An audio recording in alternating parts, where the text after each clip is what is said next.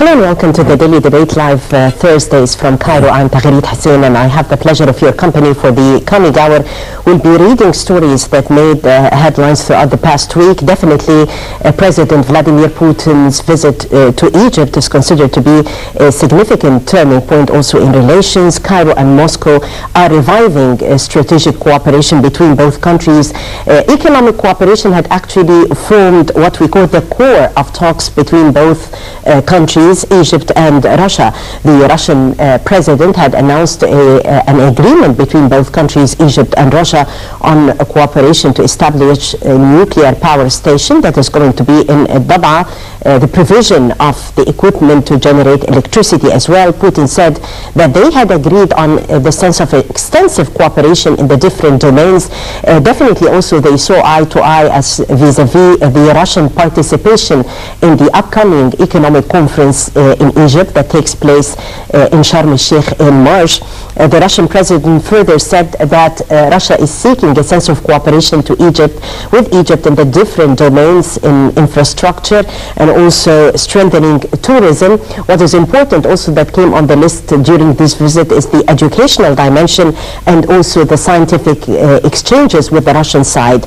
President Sisi said that Egypt and Russia had agreed also to establish a Russian industrial zone. This is going to take place in northern Ataqa on the axis of the Suez Canal and will help strengthen further a sense of cooperation in the field of tourism. A memorandum of understanding has been signed to establish Al Dab'a nuclear power station as well. So how the world had perceived this important visit by the Russian president, at the same time how analysts see this visit. Some analysts said that they signal to the international community, both countries signal that their foreign policies is not ever going to be dictated by others. More than one message actually that were underlined during this important visit by the Russian president to Egypt. Will be underlining more the fruit of the visit, the outcome of this important visit by President Putin to Egypt. The following report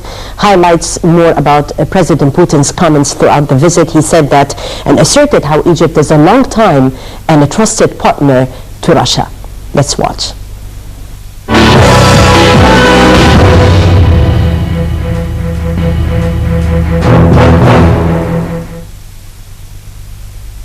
Al newspaper published on Monday a lengthy interview with Russian President Vladimir Putin that tackled several issues, including Egyptian-Russian relations, the situation in Syria and Ukraine, as well as the support of the Palestinian state. In his interview, he reiterated that Egypt is a long-time and trusted partner of Russia. The history of modern diplomatic relations between the two countries that dates back to the year of 1943 has been eventual and colorful. For more than 7 decades, both countries and the international arena have seen numerous transformations, but yet both desire to work together towards the development of Russia and Egypt, as well as ensuring international and regional security has remained unchanged. Putin said that Russian-Egyptian relations are developing rapidly. The volume of bilateral trade has increased significantly over the past years. 2014 it has increased by almost half compared to the previous year and amounted to more than $4.5 billion.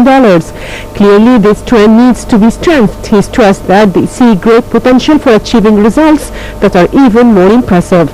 He said that a multi-faceted dialogue between Russia and Egypt will continue to deepen and expand for the benefit of the peoples of both countries for the sake of peace and stability in the Middle East and North Africa. As for terrorism, the Russian president said that the challenge posed to the international community by Daesh terrorist group is unprecedented. In essence, the terrorists are trying to gain control of a huge part of Iraq and Syria with a population of nearly 10 million, and they are already threatening countries which are far from the Middle East region. We have witnessed this in France, Australia and Canada.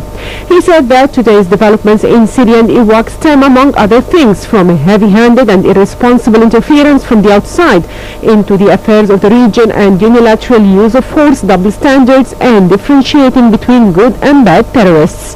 Putin added that regrettably we must note that the actions being taken today by the members of the anti-terror coalition, their strategy and tactics are proportionate to the scale and nature of the existing threat. Airstrikes alone are not enough to deal with it. What is more, such actions lack legitimacy since they were not directly sanctioned by the UN Security Council and in certain cases are taken without the consent of states whose territories are being targeted by strikes.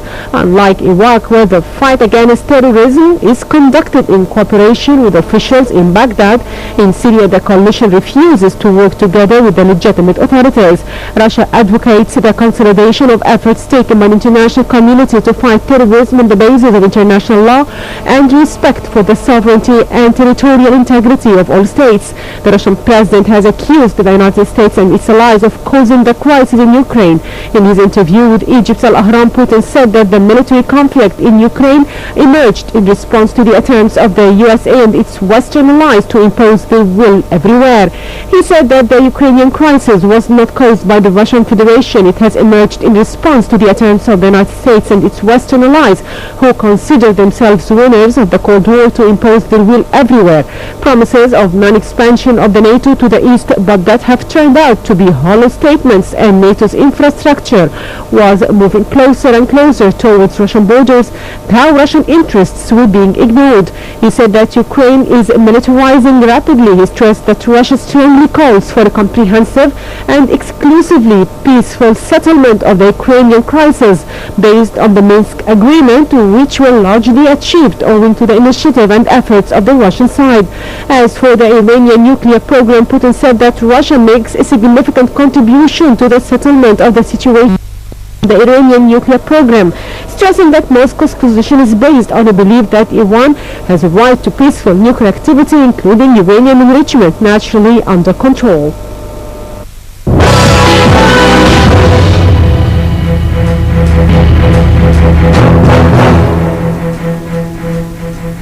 We'll be further discussing the outcome of Russian President Vladimir Putin's visit to Egypt.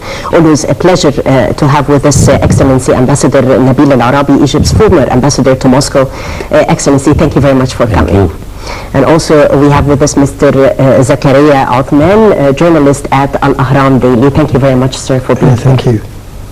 Excellency, starting off with the timing of the visit of the Russian president to Egypt, I guess the timing in itself was of great significance. Right? Well, it's a very important question because the timing and circumstances which surrounded the visit, I would like to put some points about that. Sure. First, that he chose Egypt, Cairo, to fulfill his visit to the area. It means that Egypt is a heavyweight post for the area, and two, the visit came within the previous visits of Minister Sisi, when he was defense minister, with the Egyptian Minister for Foreign Affairs to the Kremlin. And I underline the word Kremlin. It's very important to say that the venue. Yes, the venue itself it has a meaning. Yeah. And the quick answer from the Russian part, the Minister of Defense and Minister of Foreign Affairs answered the visit in very few time. Then came the visit of President Sisi to Russia, and now the answer back of Putin to visit to Egypt. All this within months. It's very rare to have so strong relations in a very short time. Mr. Zakaria, well, as Mr. Ambassador said, that the two visits came like concurrent, one right after the other. You're reading into the circumstances of President Putin's visit to Egypt. How will this reflect on Egyptian-Russian relations, and also how the world would perceive such a visit at this timing? First of all, let me say that the Russian President Vladimir Putin's visit to Cairo has so many positive connotations for both countries. I mean, correctly, both presidents want to maintain the mutual relationships between each other economically, militarily, and socially. Because and I intended really to say socially because both countries have a deep-rooted cultural joint relationships.